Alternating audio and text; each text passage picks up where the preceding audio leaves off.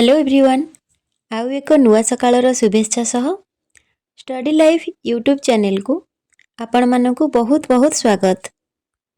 आशा करुछि मो YouTube family बहुत भलरे थिबे आ मन दे पाठ पढ़ा आरंभ करि देथिबे, कारण समय बहुत कम हेले पाठ हमर बहुत अछि। एतिकी तो समस्ते हमें बहुत भलरे बुझी सारिथिबा।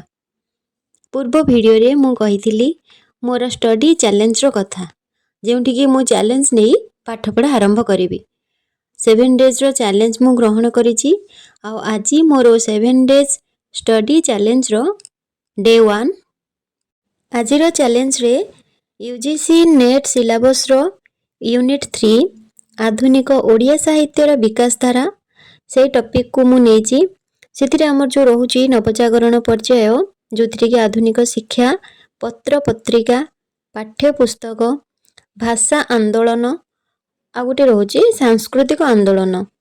ए नवजागरण पर्यायटी को मु सारिबा पई आज टार्गेट नेछि। जेते बेले हमें निजको निजे चैलेंज किछि जिंसो को नै कि निजको निजे करि थांती जे मते आज एतिकी सारिबा को हेबो, तो सेते बेले जेते जहा हम पाखरे काम थिले भी ताकू हमें से काम को हमें बाद दे निजो चैलेंज को किपरि पूरा करिबा ता ऊपर पूरा पूरी हम माइंड फोकस करि थाए। तो जेमिति ए छोट छोट चैलेंज हैला जदि बेसी समय हमको मिलुनी तेबे हमें छोट छोट टार्गेट को नेकी ट्राई करिबा, जेमिति से टार्गेट को पूरा करि परिबा। नुह कि गोटे दिन रे मो गोटे पूरा यूनिट को कंप्लीट करिवि सेमिति नुह। मो पाखरे मु जानुची जे बेसी समय नाही पाठ पढ़ा पई, तो मु छोट छोट चैलेंज नेबी। एमिति जदि बिल्कुल भी पढुनी ताले गोटे गोटे छोट छोट चैलेंज नै कि थोरे देखंतु, देखिबे जो चैलेंज ता नै जंती आज जेमिति हेले मते गोटे सब्जेक्ट को सारिबार अछि, गोटे यूनिट रो गोटे सब्जेक्ट। जेमिति मु आज मोर फर्स्ट चैलेंज रे यूनिट 3 रो प्रथम जो रहुछि पार्टी हमर नवजागरण पर्याय ताको मु नेछि, ताको मु कंप्लीट करबी। एपटे नोट भी ऑलरेडी मोर नोट अछि, किंतु मु पुणी थरे जहा भी पढुछि बहिरो आ निजरो नोट को भी देखुछि, ताको पुणी देखि कि कोठी कोन छाडी देछि कोन नै ताको आउ थरे देखुछि, आउ थरे भी ताको प्रैक्टिस करूछि, आउ थरे ताको लेखुछि। जदि बेसी समय हमको मिलुनी पाठ पढ़ा को देबा पई, जो माने स्टूडेंट अछंती से मानको बहुत समय मिलुथिबो पाठ पढ़िया पई, कारण ताकर काम ही होछि पाठ पढ़िबा। किंतु एठारे कहबी जो माने हाउस वाइफ से माने घर संभाळिबा सहित तांकर जहा भी जीवन लक्ष्य रखि थांती बा जहा भी परीक्षा देबा को चाहुथांती कि एग्जाम क्रैक करिया को चाहंती, से माने घर संभाळिबा सहित पुणी पाठ मध्ये पढंती। तो से बेसी समय स्टडी को से जगह रे देई पारंतिनी समय। तो से मानको मु एठी कहबी जे जदि समय बेसी मिलुनी, किछि तो समय हमको मिलुथिबो, सेतिकी समय रे हमें छोट छोट टार्गेट नेबा। से छोट छोट टार्गेट को हमें पूरा करबा को ट्राई करिबा, कारण बुंदा बुंदा पानी रे ही पात्रटी भरी थाए। सेमिति हमें जदि छोट छोट टार्गेट को पूरा करबा ताले हमर एत्ते बड़ जो सिलेबस रहउची जे हमें प्रथम रो देखिले हमको लागुची जे एत्ते बड़ सिलेबस आको केमिति सारिबी। तो ये छोट छोट टार्गेट जते बेले हमें पूरा करि चलिबा, गोटे गोटे सब्जेक्ट डेली जदि हमें कंप्लीट करिबा पढिबा पई, ताले एत्ते बड़ सिलेबस जे केते बेले सरि जिवो ता हमको जणा पड़िबोनी। एबे समय अछि हम हातरे, जदि हमें देखिबा जून एग्जाम को ताले हम हातरे एबे समय अछि, हमें धीरे धीरे जाइके से जगह रे पहुंची परिबा, जोटी कि हमर सिलेबस भी कंप्लीट होबो, नोट्स भी कंप्लीट हो जिवो, ता सहित रिवीजन भी भलो रे हमें करि परिबा। तो एबे जदि समय अछि धीरे धीरे पढ़ी के पूरा सिलेबस को हमें सारी परिबा, किंतु हमें पाठ पढ़िबा पई इच्छा प्रकाश करूने, काहे कि ना ए समय अछि बोली इच्छा प्रकाश हेउ नाही पाठ पढ़िया पई। देखिबे जते बेले एग्जाम पाखे पाखे आसीबो सेते बेले डरटा टिके बेसी बेसी बढ़ी जिवो, जे मोर एते उडा आहुरी रहि गलानी यूनिट की सब्जेक्ट, मु ताको केमिति सारिबी। किंतु एबे से इच्छा शक्ति आसीबनी मन रे, काहे ना समय तो अछि, आज पढ़िनी काली की तो पढ़िबी। ए जो चिंताधाराटा मन रे संगे संगे आसुची, सेटार एकमात्र कारण हेउची हमर अलसुआमी। काइना समय जेहेतु आम आखि सामने अछि, हाँ 4-5 मास आहुरी समय अछि मु पढ़ी देबी, एई अलसुआ करिबा द्वारा ही हमर सिलेबस कंप्लीट हेई पारेनी। हाँ समय तो अछि, आज न पढ़िले काली पढ़िबी, एमिति भाबी भाबी हमर समय तो सरि जिवो, हेले हमर जो 10टी यूनिट रोजे सेटा केबे भी सरिबोनी। आउ जेते बेले एग्जाम टाइम पाखे आसीबो सेते बेले हमें ठेकुआ परी जोर रे दौड़ीबा। आउ से जोर रे दौड़ीबा आरंभ करिबा द्वारा हमें किछि बाट तो निश्चिंत जिबा, काहे कि ना एग्जाम पाखे आसीची सेते बेले जो मोटिवेटटा थिबो हम मन रे जे ମୁଁ ଆଜି ଯେମିତି ହେଲେ ସାରିଦେବି, ଏକ୍ଜାମ୍ ବହୁତ କମ୍ ଦିନ ରହିଲା। କିଛି ବାଟ ନିଶ୍ଚିନ୍ତ ଆମେ ଜୋରରେ ଦୌଡ଼ିବା ଦ୍ୱାରା ଯାଇକି ପହଞ୍ଚିବା, କିନ୍ତୁ ଅଧା ବାଟରେ ନିଶ୍ଚିନ୍ତ ଭାବରେ ହାଲିଆ ହେଇକି ପଡ଼ିବା, ଆଉ ଆଗକୁ ଯାଇପାରିବାନି। ତ ଯଦି ଏବେ ସମୟ ଅଛି, ଆମେ ଧୀରେ ସୁସ୍ଥେ ପଢ଼ିକି ଆରାମସେ ଆମର 10ଟି ଯାକ ୟୁନିଟ୍କୁ କମ୍ପ୍ଲିଟ୍ କରିପାରିବା। ତା ସହିତ ନୋଟ୍ ବି କରିପାରିବା। ଯେଉଁମାନଙ୍କ ପାଖରେ ବୁକ୍ସ ସବୁ ଅଛି ପଢ଼ୁଛନ୍ତି, ସେ ଚାହିଁଲେ ନୋଟ୍ସ ବି କରିପାରିବେ କିମ୍ବା ପ୍ରାକ୍ଟିସ୍ କରି କରି ବି ପଢ଼ିପାରିବେ। କିନ୍ତୁ ଏବେ ସେ କାମକୁ ନ କରିକି ଆମର ନିଜର ଯେଉଁ କମ୍ଫର୍ଟ ଜୋନ୍ ରହୁଛି, ଆମେ ସେଥିରୁ ନ ବାହାରିକି ପଢ଼ୁନେ, ଯେତେବେଳେ ଏକ୍ଜାମ୍ ପାଖେଇ ଆସୁଛି ସେତେବେଳକୁ ବ୍ୟସ୍ତ ବିବ୍ରତ ହେଇକି ଆମେ ପଢ଼ୁଛେ, ଯାହାଦ୍ୱାରା କି ନା ପାଠ ଠିକ୍ରେ ମନେ ରହୁଛି, ନା 10ଟା ଯାକ ୟୁନିଟ୍କୁ ବି ଆମେ କମ୍ପ୍ଲିଟ୍ କରିପାରୁଛେ। ସବୁ କାମ ଅଧାରେ ରହୁଛି ଆଉ ଗଡ଼ବଡ଼ ସବୁଠି ହେଇଯାଉଛି। ଆଉ ଥରେ ଯଦି ସମୟ ହାତରୁ ଚାଲିଯାଏ, ତାହେଲେ ଆମେ ପରେ ପଶ୍ଚାତାପ କରିବା ଛଡ଼ା ଆଉ କିଛି ବି ରାସ୍ତା ନଥିବ। କାରଣ ସମୟ ଆଉ ବୟସ ଭିତରେ ବି ଯଦି ଆମେ ସକ୍ସେସ୍ ପାଇବାନି, ପରେ ଯଦି ଆମେ ସକ୍ସେସ୍ ପାଇବା, ସେ ସଫଳତାର କିଛି ବି ମୂଲ୍ୟ ରହିବ ନାହିଁ। ତେଣୁ ବୟସ ଥିବା ପୂର୍ବରୁ, ସମୟ ସରିବା ପୂର୍ବରୁ ଆମକୁ ବୁଝିବାକୁ ପଡ଼ିବ ଯେ ଆମେ କ'ଣ କରିବା ବା ଆମ ଜୀବନର ଲକ୍ଷ୍ୟ କ'ଣ, ଆମେ କ'ଣ କରିବାକୁ ଚାହୁଁଛେ। ଯଦି ସେତିକି ବୁଝି ଯାଇପାରିବା ଆଉ ଆମେ ସେଇ ସକ୍ସେସ୍ ପର୍ଯ୍ୟନ୍ତ ପହଞ୍ଚି ପାରିବା, ତେବେ ଜାଣିବା ଯେ ଆମ ଜୀବନ ସାର୍ଥକ ହେଲା। ନୁହଁ କି ଆମେ ଭାବିବା ଯେ ଜୀବନ ତ ପଡ଼ିଛି, ସାରା ଜୀବନ ମୁଁ ପରିଶ୍ରମ ତ କରୁଛି, ପରିଶ୍ରମ ଏମିତି କରୁଥିବି। ସେଇଟା ନୁହଁ। ହଁ, ପରିଶ୍ରମ କରୁଛି, ସଫଳତା ମୋତେ କାହିଁକି ମିଳୁନି? ତାହେଲେ ନିଶ୍ଚିତ ଭାବରେ ଆମ ପରିଶ୍ରମ ଠିକ୍ରେ ଆମେ କରୁନେ। ଯେତିକି ସମୟ ଆମେ ପଢ଼ିବା କଥା, ଆମେ ସେତିକି ସମୟ ପଢ଼ିବା ପାଠକୁ ଦେଉନେ। ଏହା ନୁହଁ, ପାଠକୁ ସମୟ ଯେଉଁମାନଙ୍କ ପାଖରେ କମ୍ ସମୟ ଅଛି, ସେମାନେ କମ୍ ସମୟ ଦେଲେ ବି ସେଥିରେ ସ୍ମାର୍ଟ ଷ୍ଟଡି କରୁଛନ୍ତି, ଯେଉଁଟାକି ମନେ ରହିବ। ମୋ ପାଖରେ ସମୟ ଅଛି, ମୁଁ ବହୁତ ଗୁଡ଼ାଏ ବହି, ଆମର ତ ଓଡ଼ିଆ ପାଠ ବହୁତ ପଢ଼ିବାକୁ ପଡ଼ିବ, ଆଉ ମୁଁ ପଢ଼ୁଛି ବି ଡେଲି, ମୁଁ ପରିଶ୍ରମ ବି ଡେଲି କରୁଛି, ହେଲେ ବି ମୋର ହେଉନି।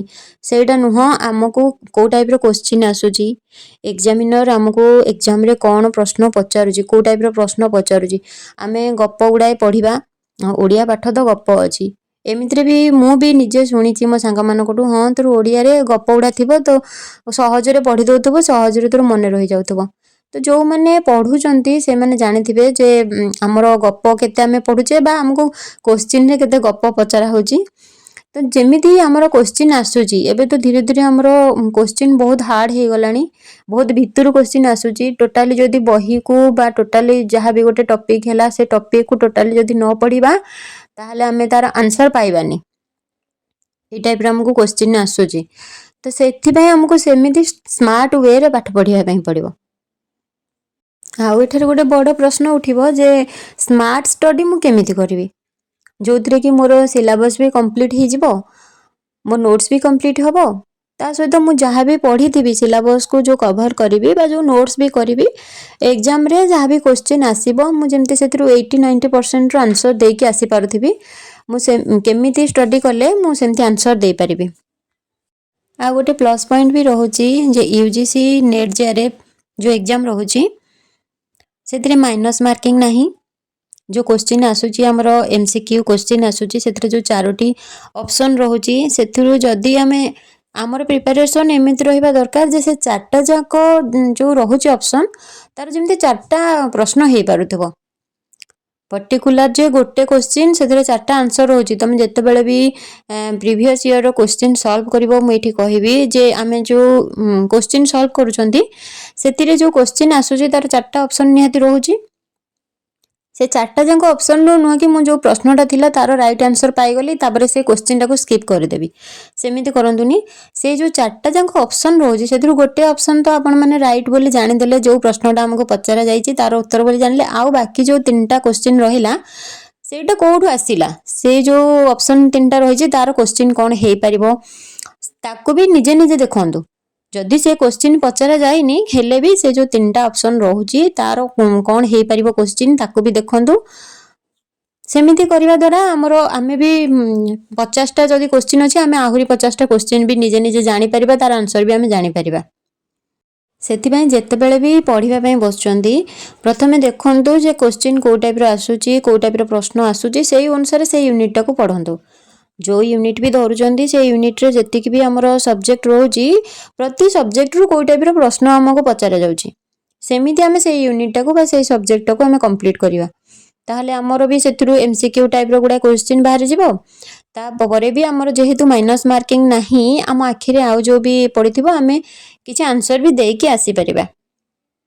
आउ द्वितीय है जहाँ भी जो दिन पढ़ुंट जमीती ये पढ़ंतु जो यूनिटा को भी पढ़िले से यूनिटा को रिविजन करंतु गोटे थर मु पढ़ी नेली मु कंटिन्यू करी पढ़ी आज जोटा पढ़ी आउ देखिबिनी कारण मोर 10टा यूनिट को सारिबार अच्छी मु लगातार पढ़ी नेबी तापर पुणी लास्ट रे सब सरीगला पर रिविजन करी सेमिति करंतुनी आज जोटा भी पढ़ी पुणी नेक्स्ट डे जितेबाला भी पाठपढ़ा आरंभ करेंगे आ गोटे टपिक जितेबाला धरवे ता पूर्वर केते मु जोटा पूर्वर पढ़ी सेटा केते मोर मन अच्छी ताकू थरे रिकल करेंगे बा जदि भल से मन रहीनी कि भल प्रिपरेशन करना आउ थे ताकू देखी नेबे ता द्वारा रिविजन जदि करी करी चलते से पाठ भूलिबेनी किंतु जदि पूरा पढ़ी सारे पूरा लास्ट रे मु 10टा जाक यूनिट सारिला परे जाइए रिविजन करी यही माइंडसेट रखिकी पढ़े पुणी जितेबाला आरंभ रिविजन करने मोड्रे आप आसिक पढ़े से पुणी लगे जो मत आउ थे सब पढ़ा पड़ो कहीं आउ रिविजन कला भली मोर किसी माइंड रे नाही मु पुणी मूलर पढ़ी सेमिति करंतुनी जोटा भी जो दिन पढ़ुचंती प्रतिदिन किछि ना किछि निश्चिंत पढ़ंतु प्रतिदिन ही आमे जदि परिश्रम करिबा टिके टिके परिश्रम सबुदिन करिबा ताले सिलेबस टी एते बड़ लागिबनी प्रतिदिन किछि ना किछि परिश्रम करंतु आ जो दिन जहाँ भी पढ़ुचंती ता पर दिन आउ कोनोसी यूनिट को धरिबा बा आउ गोटे सब्जेक्ट को चूज करिबा पूर्वरु पढ़िबा पूर्वरु ता पूर्व जहाँ पढ़िचंती जो यूनिट को ताकू आउ थरे रिविजन करंतु जदि पॉसिबल होची ताकू आउ थरे लिखंतु प्रैक्टिस करंतु ता द्वारा बेसी मन रहिबो जहाँटा पढ़ुचंती ताकू लिखिदेले मनरु थरे लिखिदेले सेटा भलरे मन रहि जाय सेमती जदि पॉसिबल होची करंतु नहले आउ थरे रिविजन करि नियंतु जहाँ पढ़िचंती ताकू आउ थरे लेखे देखि नियंतु चाहू चाहू गोटे मास तो सरीगला जनवरी मास सरी जाइछि आपण मानकर प्रिपरेशन केमिति कोन चलीछि केतटा यूनिट कंप्लीट कलेनी मते कमेंट सेक्शन रे जणेबे पुणी आसीबी आउ एक वीडियो सहित रहुछि धन्यवाद।